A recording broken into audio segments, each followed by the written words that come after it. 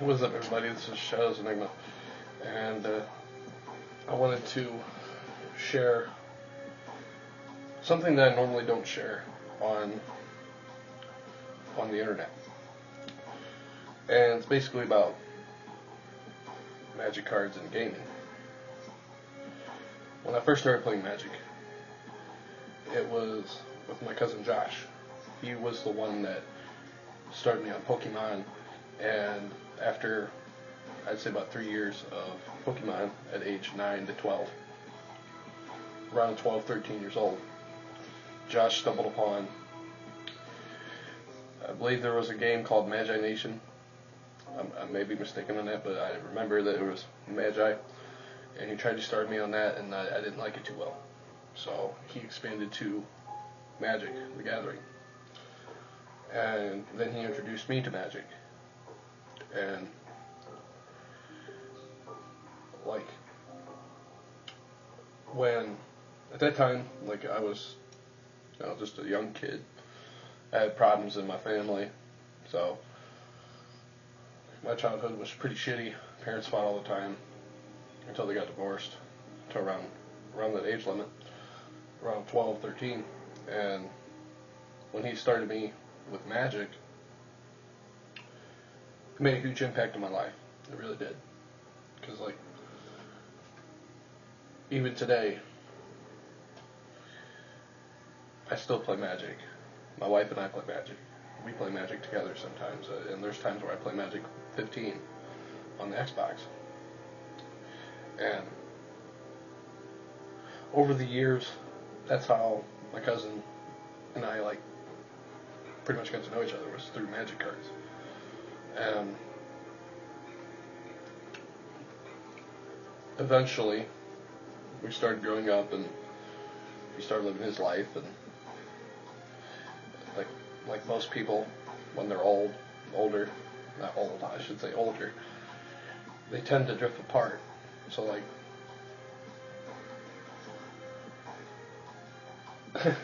I gotta say that it made a huge impact on my life. If it wasn't for Magic cards, I probably wouldn't have been the person I am today. And there's times where I flip out, get mad over video gaming. It's normal. It's normal for any human being to get mad at something. But overall, when it comes to, like, Magic cards and playing some Xbox games, like, I'm pretty calm.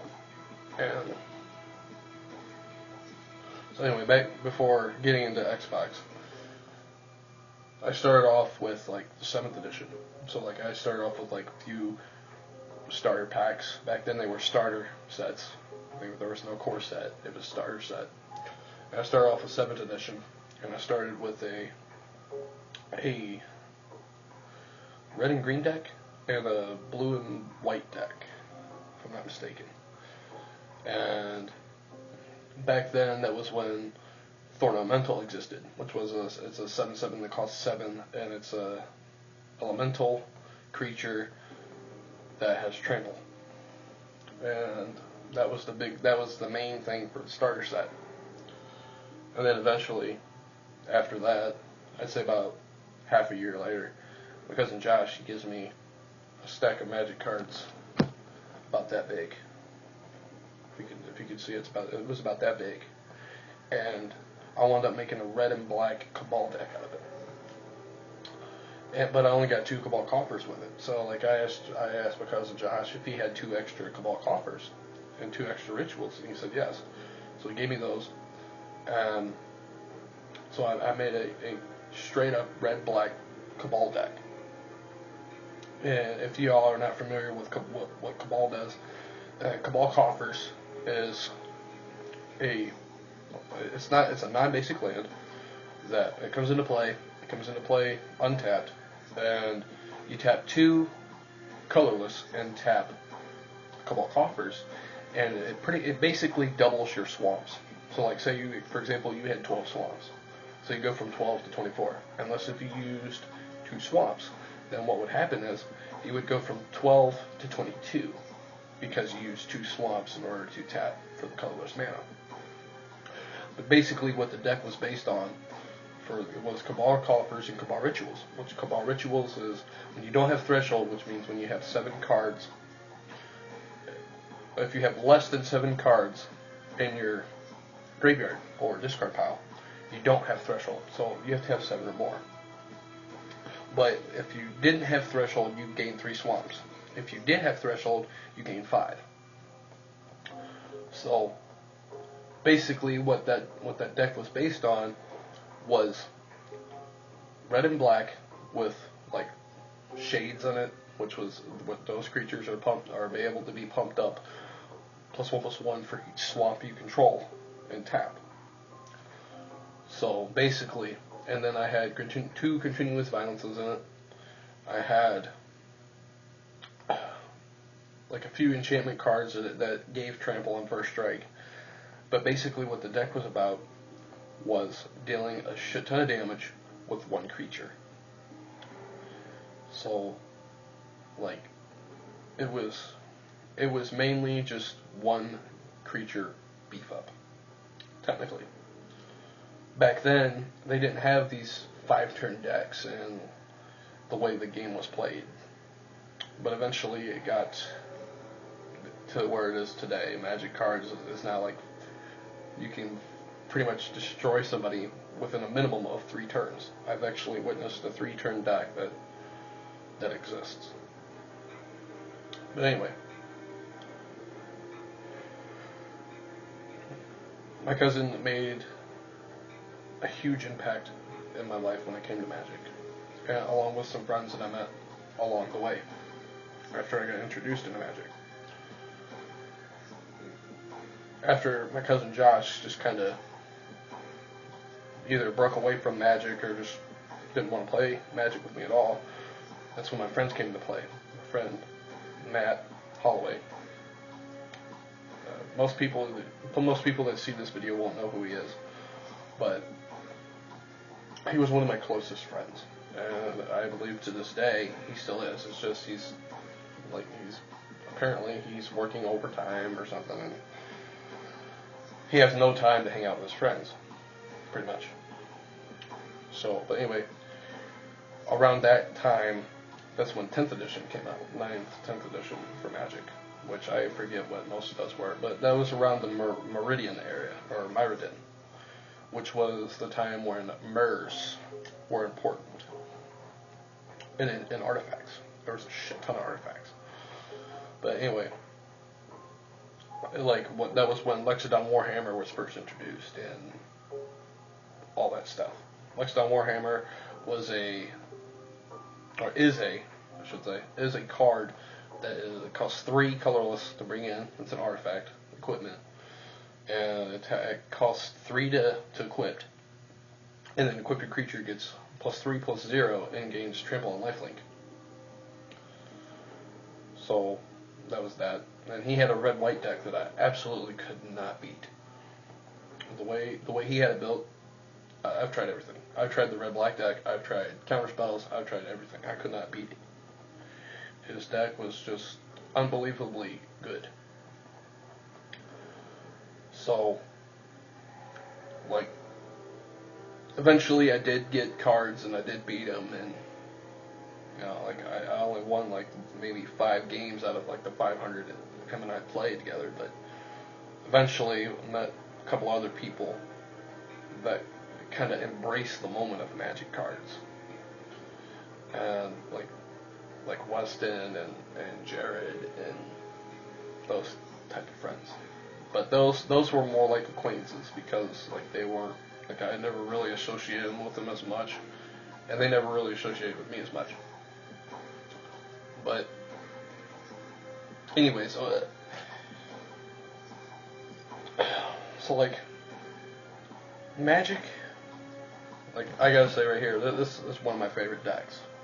This is my mono red Chandra Burn deck, which is not fully completed yet, but I'm wanting to put 4 Pyromancer's Gauntlet in, which it's just going to be for friends. It's not going to be a tournament deck, but it's going to be either where I'm playing my wife in Magic or if I'm playing with friends.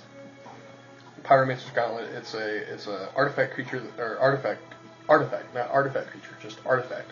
It costs 5, colorless. And if a red instant or sorcery spell you control, or a red planeswalker you control, deals damage to a permanent or player, it deals that much damage plus 2 to that permanent or player instead.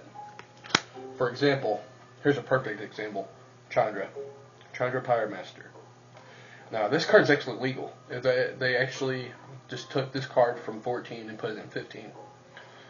But the M14 card is worth $40, and she costs 2 colorless, 2 mountains, and she starts with 4 counters.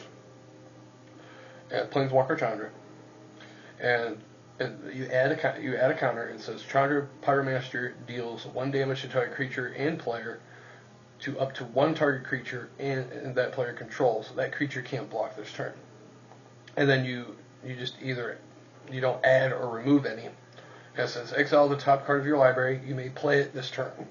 But the topper off, the game finisher, is remove 7. Exile the top 10 cards of your library. Choose an instant or sorcery card exiled this way and copy it 3 times. You may cast the copies without paying their mana costs. Now, being that this deck is a burn deck, the way I want to build it is I want to have 4 Pyromancer's Gauntlets, which I have 1. I need to get 3 more, and they're like under $5. So, it's not that big of a deal. And then have a shit ton of burn. So, like, for example, Chandra's Outrage. Okay, like I said, don't get this the wrong way. These cards are meant to play like friends and a wife and pretty much friends and family. So they're not meant to go to tournaments or anything because they're not tournament legal. But instead of dealing 4 damage, I'm dealing 10 damage. And then I'll be dealing 8 damage to the player. So like, yeah, if I have all 4 Pyromancer's Gauntlets out there, then yeah, it's going to be very vicious. And if that's the case, then I won't play with any other creatures except Chandra, some like Dragon Egg walls. Technically, they're walls, they're not Defender. And some spells. Along with some Chandra's Phoenixes, which that's my strategy for the red deck. But anyway, now to talk about Xbox. I've been playing Xbox since the very first Xbox. In fact, I've been playing video games, period, since I was like 5 years old, when the Nintendo first came out. And like, my parents at the time were still married, and they went out and bought a Nintendo, and eventually, like, they decided to go back an era and go and get the Atari. So, like, I played the Atari, too. So, like, I can literally say that I've played every video game system at least once, except for the Sega CD and the Sega Saturn. So, like, I have at least played every other console at least once. And I gotta say that Xbox made a big impact because, well, for one, the many people that I've met on it, whether they were hateful or just cool, like just flat out cool, and that made a huge impact on my life. Like sometimes the haters made an impact on me too, but I'm not gonna lie about it. But when it came right down to it, the first game I started playing on the console, believe it or not, was Paperboy. It was the very first game I played, and I was up to Nintendo. And that game was, now that I look back at it, it was alright. Like, it wasn't that bad. But the game that kind of sparked my interest in gaming was the Super Nintendo version of Killer Instinct. Which, when I got that, it was I believe it was for Christmas. It was either for Christmas or my birthday. I can't even remember. It was been so long.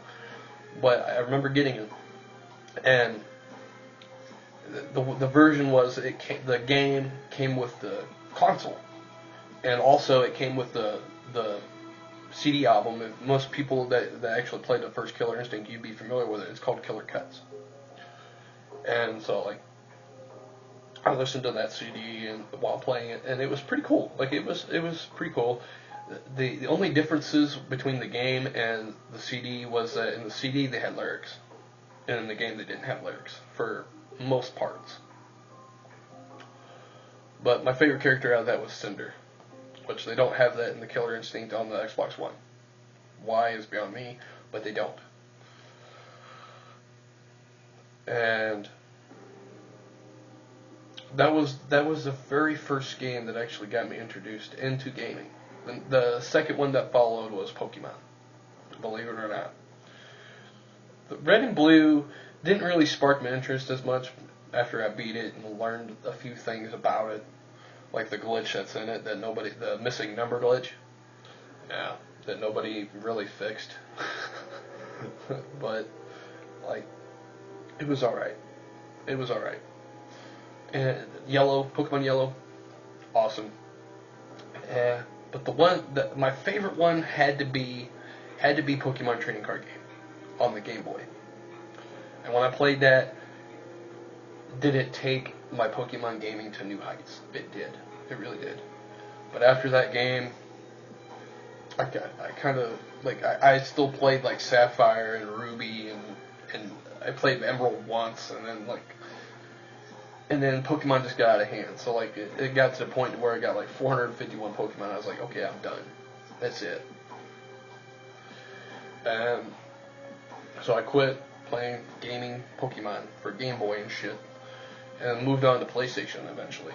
And my favorite PlayStation game, and I'm not dissing Zelda at all when I say this. I'm not dissing Zelda at all, so don't. To me, honestly, I'm not into Zelda. I can't stand Zelda. But my favorite PlayStation game is, in fact, Final Fantasy VII.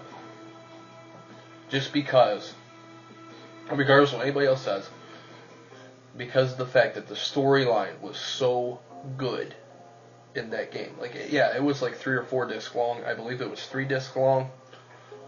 But like the way the story was made was absolutely perfect in every aspect. The fighting style for like a 16 to 32-bit game, it was not bad at all. Like the movie clips were good for the console's era. It was perfect. Movie clips were good. The battle style was great. The materia was actually the materia in it made sense. Like compared to Final Fantasy nowadays, it made sense. The characters had a personality. Like even the villains had a personality. That's how good it was. Like, it was perfect in every way, shape, and form. And to this day, if I had a PlayStation and I had Final Fantasy VII, I'd still be playing the shit out of that game, just because that was the very first video game that actually had a good place in my heart. I'm not saying that I love it. Like I love it, but I don't love it as much as I love my kids in life. Let's put it that way. But that game has a special place, along with many things that I care about in my heart. So like, yeah, let's not take that the wrong way. And for PS2, I played Final Fantasy X and Final Fantasy X-2. And I gotta say that those games didn't impact me as much as Final Fantasy VII did. But like, I gotta say 10 and 10-2, that I knew how to play them in an instant. Like, a lot of that helped because of Final Fantasy VII. And like, because I'll never forget my friend Josh Gregory. Like, he's still my friend today. I haven't talked to him or anything in a while, but I still consider him a friend. And I'll never forget it. He was at the last part of the boss, and I believe it was 10 or 10. I believe it was 10. And he could not figure it out. Like, he tried sitting there for like 2-3 hours straight and could not figure it out. So like, I went over to his house and to let him know, before I went to work, that I was going to buy his PS2 and his games and stuff, because he was selling them. But at first he wanted to beat the boss before he sold it. So like, he hands me the controller, after him trying it like 20 times, on my first try, I beat the final boss in Final Fantasy X, and he wanted to know how I did it. And I said, well, it's easy. You just follow the elements. Because at the final boss, if you haven't played it and beat it, I don't want to spoil it, but I will give you a hint. Each element has a weakness. That's all I'm going to say. In case you want to go back to the PS2 and play it. I never played it. I played the PS3 a few times with my friend Matt Holloway, but never got into it. Like, it never captivated my attention until like he got Final Fantasy VII, and I played the shit out of that. But like, really, it didn't spark my attention at all. That's when I was in the middle of playing Xbox. Like, I played Halo at first. I played Halo, Halo 2, Halo 3, Halo 4, Halo Wars, Halo 3 ODST, which happens to suck. Halo, and believe it or not, like, when I played all those games, like the last Halo that I played, Halo Reach, I can't forget Halo Reach, but the last Halo that I ever played where I started to not like Halo was in between Halo Reach and Halo 3. And the reason why is because Halo has gotten so out of proportion. Like, Bungie, at the time, Bungie just took Halo and just blew it up. And just like, wow, this game's big for these kids. Like, they're just selling it and selling it and selling it, making new ones and selling it and selling it and selling it. And they just blew it out of proportion, so I quit playing it. It got too easy. Like in Halo 3, I was no-scoping. I didn't have to pick up a BR. I could just pick up a sniper and no-scope everything and go positive like 20. That's how easy it was. It just came natural to me. And so I just quit playing it. And Halo Reach was alright because of SWAT, but still, I didn't like it at all. And then Halo 4, totally hated it because it was the first time I put the disc in the tray on the 360 and played it. I was like, this game's too easy. I'm done. Like the first two games, I went like positive 30 and said, that's it. I'm done. And the first game I went from like rank 1 to 15 in just one match. The second match I went from 15 to 25. I was like, I'm done with this shit. Did you not? Now I'm playing Call of Duty. I gotta say my favorite Call of Duty has to be Ghost, believe it or not. And that's because, well, Ghost, it wasn't really that big. It wasn't that big of a hit, but it's better than Advanced Warfare. It really is. Even though Advanced Warfare did add the Havoc DLC, which has exo zombies in it. Yeah. So, that's that. Checking the time on the recording here. Oh my goodness, it's been 23 minutes. If this video does not go up on YouTube, I'm sorry. I will repost this shit. Re-record, then it'll be Magic and then Xbox. I hope you guys enjoyed this shit. I will continue another video as soon as I can. Thanks, guys. Like, subscribe, and look forward to new videos. Thanks.